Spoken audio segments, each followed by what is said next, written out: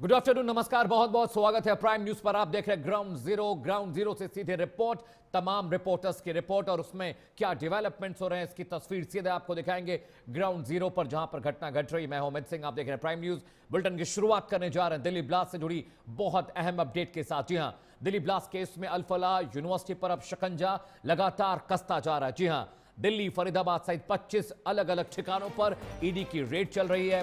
अल फलाह university के 25 ठिकानों पर अभी जो हमें अपडेट मिल रहा है उसके मुताबिक ईडी की रेड की प्रक्रिया लगातार जारी है। दिल्ली के ओखला में भी अल फलाह के हेड ऑफिस पर रेड की खबर आ रही है। अल फलाह के ट्रस्टी समेत कई लोगों के ठिकानों पर छापेमारी चल रही है। जी हां, आपको बता दें, अल फलाह यूनिवर्सिटी की फंडिंग की जांच हो रही है।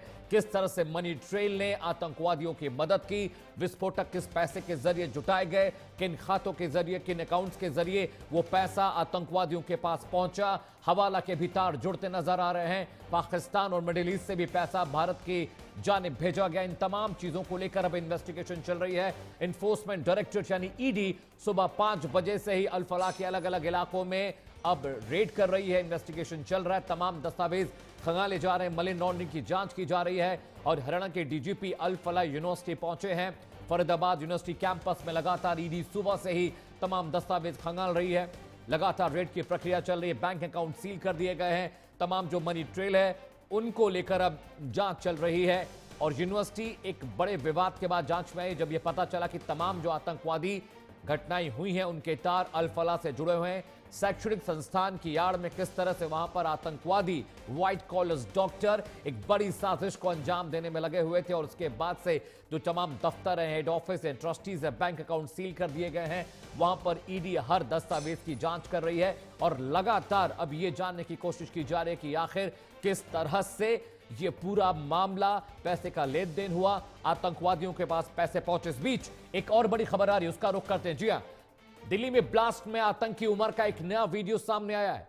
दिल्ली धमाके से पहले यह वीडियो बनाया गया, तो एक्सक्लूसिवली प्राइम न्यूज पर आप एक वीडियो देख रहे हैं जिसमें उमर अपनी बात कहता सुनाई और दिखाई दे रहा है। वो कह रहा है कि हमले का वक्त और जगह तय होती है। वो फिदाइन हमले के बारे में डिटेल में बात कर रहा है। वीडियो में सुसाइड बॉम्बिंग की बात भी कही है।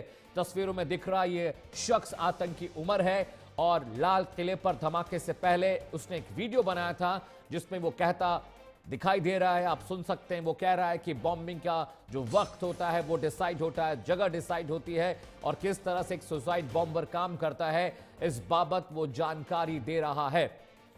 इस बीच एक और बड़ी खबर है, दिल्ली ब्लास्ट से जुड़ा एक और मामला है। दिल्ली ब्लास्ट केस में एक और बड़ा खुलासा हुआ है। जी हां, हमास और इस्लामिक स्टेट की तर्ज पर हमले की प्लानिंग की गई। आईएसआईएस यानी इस्लामिक स्टेट जो सीरिया में एक्टिव आतंकवादी संगठन है, जो भारत में भी लगातार अपने पैर पसारा, जिसको हम इस्लामिक स्टेट खुरासान कहते हैं, हमास की तर्ज पर हमले की प्लानिंग की गई। कार, ड्रोन और रॉकेट के इस्तेमाल होने का प्लान था, उसका इस्तेमाल होना था। ड्रोन अटैक की भी साजिश रची जा रही थी, रॉकेट का भी इस्तेमाल होना था। जिस तरह से इजराइल में, फिलिस्तीन में, गाजा में रॉकेट के जरिए हमास ने एक बड़े आतंकवादी हमले को अंजाम दिया 2 साल पहले, ठीक उसी तरह मॉडस ऑपरेंडी बनाई जा रही थी। आतंकी ड्रोन से हमले की तैयारी भी कर रहे थे, लेकिन वक्त रहते उनका यह प्लान फेल हुआ। यह आतंकी मॉड्यूल का पर्दाफाश हुआ, जिसके बाद एक बड़ी घटना घटते घटते रह गई। हालांकि दिल्ली ब्लास्ट में तमाम लोगों की जानें गई, तमाम लोगों ने तकलीफें उठाई, लेकिन अब एनआईए ने जैश ए मोहम्मद के यूपी लिंक की जांच भी तेज कर दी। और इस बीच डॉक्टर शाहीन जो परवेज है उसके ठिकानों पर लगातार रेड चल रही है। तमाम दस्तावेज बरामद किए गए हैं, लिटरेचर वहां पर मिला है। एटीएस ने 50 से ज्यादा करीबियों पर अब निगाह रखी हुई है, उनको मॉनिटर किया जा रहा है, उनसे पूछताछ की जा रही है। और शाहीन के तार जम्मू कश्मीर से भी जुड़े हुए हैं। वहां से भी खबर आ रही है कि गांदरबल, सोपियां, अनंतनाग जैसे इलाकों में साजिश रची गई, वहां से एग्जीक्यूशन हुआ और वहां से पैसे बड़ी मात्रा में यहां भेजे गए। अभी तक किसी की गिरफ्तारी भले नहीं हुई, लेकिन संदिग्धों पर लगातार निगरानी है। लखनऊ के लालबाग और मड़ियावा जो इलाका है वहां पर जो डिवाइसेज इंस्टॉल की गई थी फॉरेंसिक, अब उसकी टीम जांच कर रही है। आशीष ग्राउंड जीरो से ज्यादा जानकारी के साथ मेरे सहयोगी लखनऊ से जुड़े। आशीष, अभी जो तमाम अपडेट्स आ रहे हैं, ज्यादातर मामले में देखा जा रहा है कि लखनऊ लालबाग वाला जो इलाका है, शाहीन के घर पर तमाम लोग लगातार मिलने के लिए पहुंचते थे। कई सारी वीडियो फुटेजेस वहां पर मिली हैं। तो फरीदाबाद, अनंतनाग, कश्मीर, सोपियां और कहीं ना कहीं यूपी का जो लखनऊ इलाका है, कानपुर इलाका है, आगरा इलाका है, वहां से भी लगातार इनपुट्स मिल रहे हैं। आशीष, बिल्कुल निश्चित तौर पर अगर देखा जाए जिस तरीके से दिल्ली कार ब्लास्ट का मामला हुआ उसके बाद से ही लगातार जांच एजेंसियां एक पर एक खुलासे कर रही हैं। ऐसे में अगर डॉक्टर शाहीन की बात की जाए और डॉक्टर परवेज की बात की जाए तो कि दोनों ही लखनऊ के रहने वाले हैं और दोनों आपस में भाई बहन है। तो जिस तरीके से डॉक्टर शाहीन के घर से कई दस्तावेज बरामद किए गए, साथ ही साथ डॉक्टर परवेज का जो मड़ियाओं वाला घर है वहां से भी कई दस्तावेज, कई अगर देखा जाए तो लैपटॉप, मोबाइल फोन, चाकू तक बरामद किया गया है। तो ऐसे में अब जांच एजेंसियां लगातार उन पहलुओं को खंगाल रही हैं कि उनके मोबाइल का जो डेटा है उसको खंगाल रही है।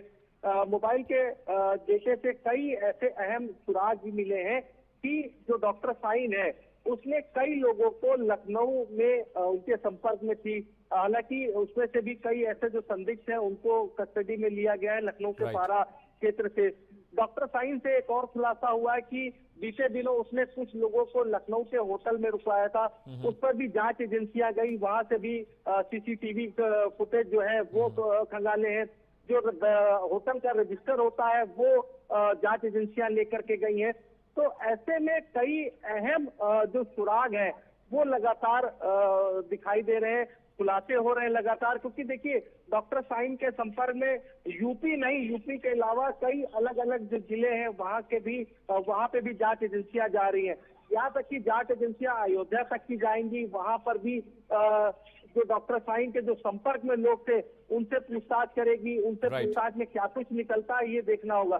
फिलहाल अभी यही कहा जा सकता है कि डॉक्टर शाहीन का जो घर है लालबाग में, घर पर भी बाकायदा जांच एजेंसियां जांच कर रही हैं और जांच में क्या कुछ निकलता है सामने ये देखना होगा। ठीक है आशीष, कानपुर में जीएसवीएम जो मेडिकल कॉलेज है वहां से भी बहुत सारे कनेक्शन सामने आए कि वहां पर भी इनका आना जाना था, वहां के कई डॉक्टर्स इसके ताल्लुकात में थे और वहां पर भी एक मनी ट्रेल वहां से भी देखने को मिल रहा है कि कानपुर और आगरा जैसे इलाकों में भी लोगों को रिक्रूट किया करते थे। हमें जो इनपुट्स मिले आशीष, इंटल्स वो बताते हैं कि मरीजों पर इनकी निगाहें रहती थी, जो मरीज होते थे उनको भी कन्वर्ट करना, उनको ब्रेन वॉश करना और उनको फिदाइन अटैकर बनाने की कोशिश में शाहीन थी। और जीएसवीएम कॉलेज कानपुर में भी जो इनपुट्स मिल रहे हैं वहां पर भी ये लगातार अपना जाल फैला रही थी, वहां से भी लोगों को रिक्रूट कर रही थी, ऐसी खबरें भी आई हैं आशीष।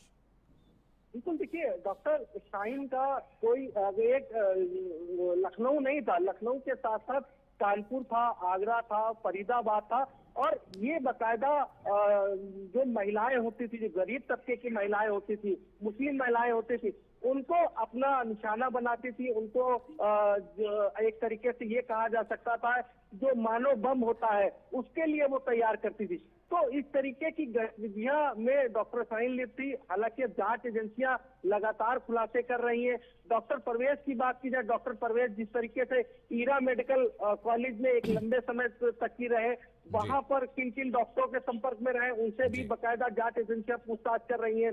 कानपुर के अगर तार देखे जाए, क्योंकि डॉक्टर शाहीन के पास से एक पासपोर्ट नहीं 3 पासपोर्ट बरामद हुआ है और तीनों पासपोर्ट में जो एड्रेस है वो भी अलग अलग है, यानी कि एक लखनऊ का है तो दूसरा कानपुर का है और तीसरा फरीदाबाद का है। तो तीनों जगहों पर अगर देखा जाए तो जांच एजेंसियां पूरी तरीके से एक्टिव है और जांच एजेंसियां लगातार दिन पर दिन एक नए अलग अलग तरीके के खुलासे भी करती दिखाई दे रही है। ठीक है Ashish, thank you so much for the inputs. बहुत बहुत शुक्रिया आशीष, लखनऊ से जानकारी मेरे से दे रहे थे। यहाँ रुक रहे छोटे से ब्रेक के लिए ग्राउंड जीरो में, लेकिन ब्रेक के बाद आपको बताएंगे बिहार में सरकार बनाने की कवायद किस तरह तेज है और सुकमा में किस नक्सली को ढेर किया गया। छोटा सा ब्रेक ले रहे हैं, जल्द लौटते हैं। ग्राउंड जीरो लगातार जारी।